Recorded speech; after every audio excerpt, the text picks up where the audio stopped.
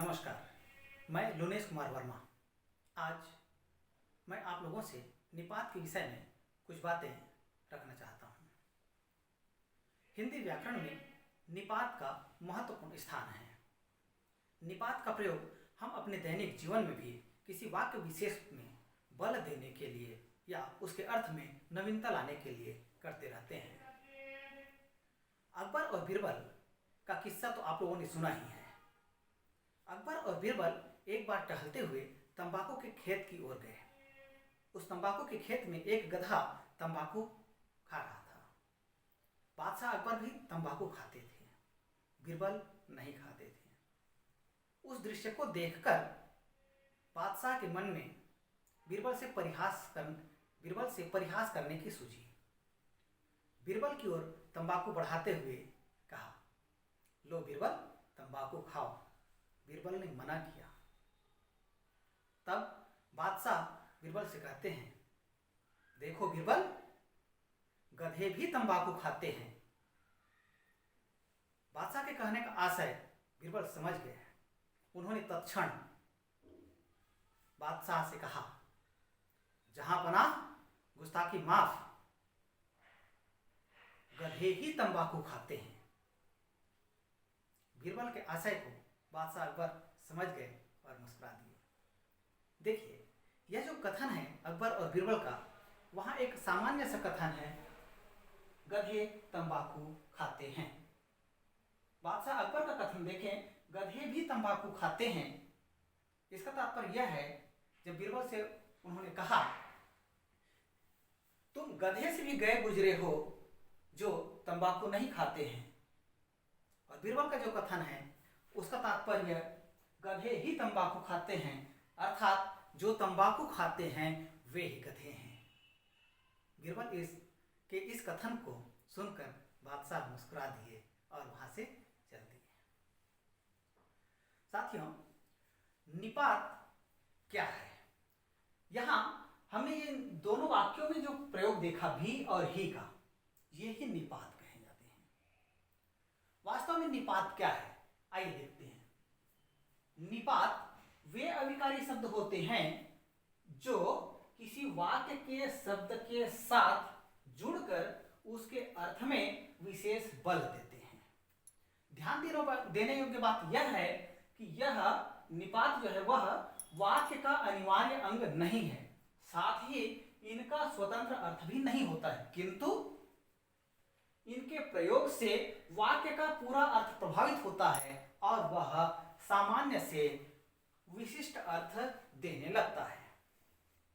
वैसे तो निपात के बहुत से प्रकार हैं। निपात 9 प्रकार के होते हैं। प्रश्नवाचक, स्वीकृतिवाचक, अस्वीकृतिवाचक, नकारात्मक, विस्मयादिबोधक, बलदायक, तुलनाबोधक, अवधारणात्मक और आर्द्रार्थक। आइए हम यहाँ कुछ निपात शब्दों का वाक्यों में प्रयोग देखते हैं। इनके प्रयोग से किस तरह से वाक्य में नवीनता आती है यह भी देखेंगे। यहां हम देखेंगे ही, भी, तो, तक, मात्र आदि। तो यहां एक सामान्य सा कथन यहां लिखा हुआ देखिएगा, राम ने रावण को मारा। यह एक सामान्य कथन है। इसमें जब हम ही निपात का प्रयोग करते हैं तो वाक्य में किस तरह से नवीनता आती है यह देखेंगे। राम ने ही रावण को मारा, अर्थात रावण को मारने वाला कोई और नहीं, राम ही है, यह बताता है। निपात के विषय में एक चीज और ध्यान देने योग्य है। वाक्य में जब हम निपात के स्थान को परिवर्तन करते हैं तब भी वाक्य के अर्थ में यह और नवीनता ला देता है। जैसे यही कथन देखते हैं, राम ने रावण को मारा। राम ने ही रावण को मारा, अर्थात किसी अन्य ने रावण को नहीं मारा, राम नहीं मारा, यह कथन बताता है। लेकिन जैसे ही हम इस निपात का स्थान बदलकर हम यहां रख दें, राम ने रावण को ही मारा, अर्थात रावण को मारने वाला कोई और नहीं, राम ही है। भी का प्रयोग देखते हैं, व्रती केला खाता है। यह एक साधारण कथन है।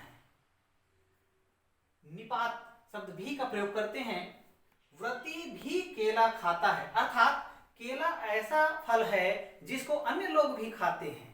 अन्य लोग तो खाते ही हैं, साथ साथ इसे व्रती भी खाते हैं, यह बताता है। यदि इसका स्थान बदल दें भी का, व्रती केला भी खाता है, अर्थात व्रती जो होता है वह अन्य चीजों के साथ साथ केला को भी खाता है, यह बताता है। अब हम देखते हैं तो का प्रयोग। उसने इतना कहा, यह एक सामान्य कथन है।